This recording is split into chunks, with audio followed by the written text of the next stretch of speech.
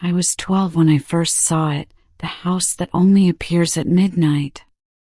I know what you're thinking, that I'm making it up. But I swear, it was real. It happened in Willow Creek, a quiet town just outside Seattle.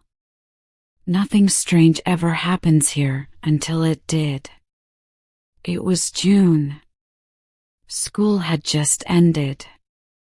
I was staying up late, watching cartoons, and as the clock hit 12, I looked out my bedroom window, and there it was. A house. Tall. Old. With one flickering light. Standing in a field that's supposed to be empty. The next morning, I told my parents.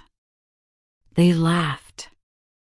They said there's never been a house behind our yard. That it was probably a dream. But the next night, I saw it again. Same time. Same place. I had to know I wasn't going crazy. So I invited Lily, my best friend, for a sleepover. Midnight came. We stared out the window together.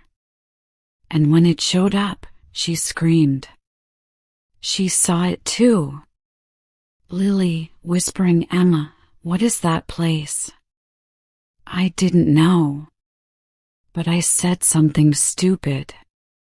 I dared her to come with me the next night. To go inside. Just for a minute. We snuck out. Midnight. The wind was dead still. The house looked even worse up close, crooked shingles, a mailbox half buried in the ground that read, "The Waverly House, EST 1851. As we stepped in, the door creaked shut behind us. It wasn't just dark, it was frozen in time. Cobwebs. Broken furniture. Portraits with eyes that followed us. Then we saw the mirror in the hallway, and something inside it moved. But it wasn't us. We heard voices, whispers. Soft. Calling our names. Unknown voice, ghostly whisper, "Emma." "Lily." We ran upstairs. Found a room filled with toys. But the toys were wrong. Dolls with missing eyes. Clocks ticking backward. One of them had a tag, "To Emma. With love. Mommy." "Lily, Emma, how is that possible?" "Emma, I don't know." We turned to leave, but the staircase was gone. Just a wall. We were trapped. And that's when we saw him, a boy, maybe 7 or 8, staring at us from the end of the hallway. "Boy, softly, you shouldn't be here. They don't like visitors." He vanished. We followed where he stood. It led us to the attic. The door was locked until it opened itself. Inside the attic, we found a chest. Inside it, an old diary. It belonged to Eleanor Waverly, the girl who lived in the house in 1851. Emma reading, "They took my brother at midnight."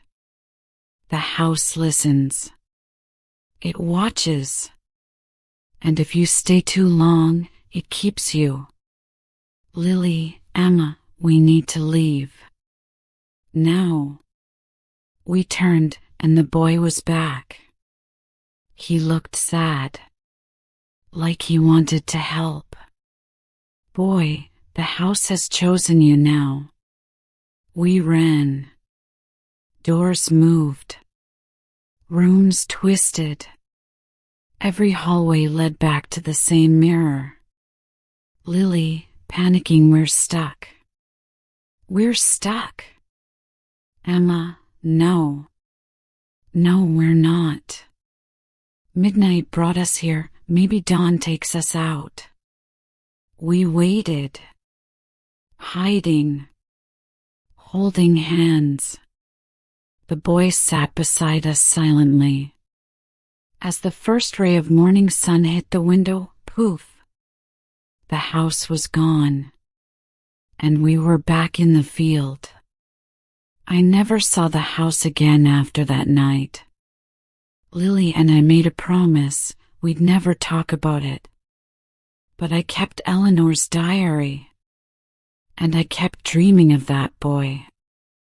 Until today. My little cousin said something weird. He said he saw a house last night, right behind our backyard. At midnight, I looked out my window and I saw it. Again, flickering, waiting. The Waverly House. Maybe it never left. Maybe it just waits for the right person to come back. And this time, it might be my turn again.